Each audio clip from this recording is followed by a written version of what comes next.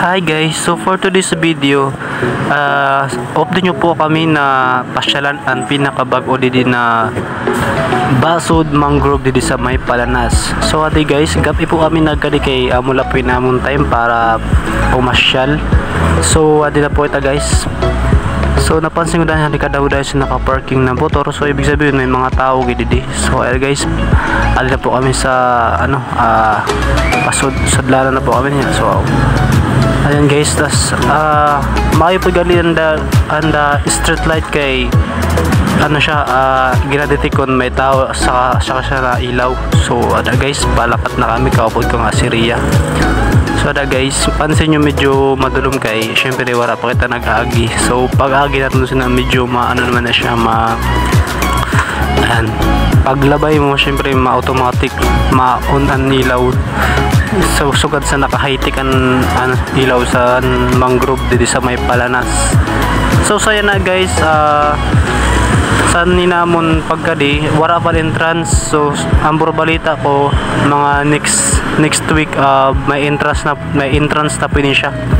So ang magiging entrance gani po dito is from adult 15 pesos and mga kids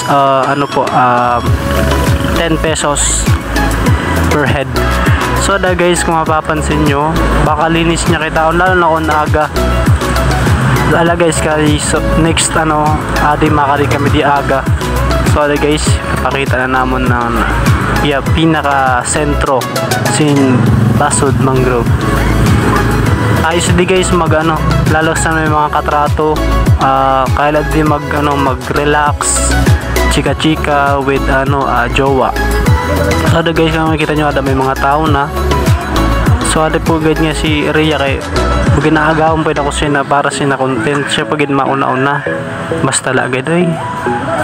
So ada guys, mapapasin nyo hanto pa na taunhan pa na, so kailangan ta suruyon iniya na tada ka isan in the design sa pinaka sentro. So dinanay kami sa left side amon kadtuon kay para makita nyo man kung gaano kaluwag inin mangrove. So ada may nagjogging pa bisang gabi na. So ada guys, flex ko anay kami dua. So taod guys, makadto na kita sa left side para suyudon tayo ni na aton ginpasyalan niya na para di man kita lugi. So na kami sa left side, pakadto na kami. Ada guys, ada po mo pin sa left side niya.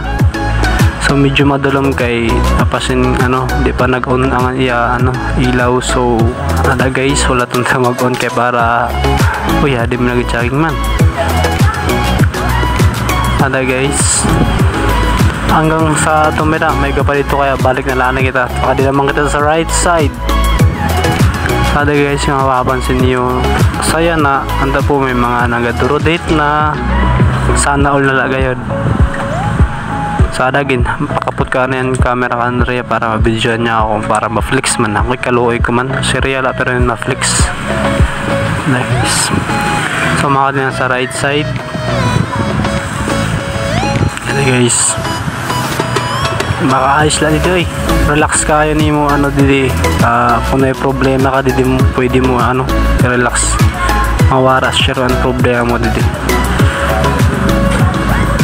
Patakas pa yun na kay Warapan entrance next week sani todas.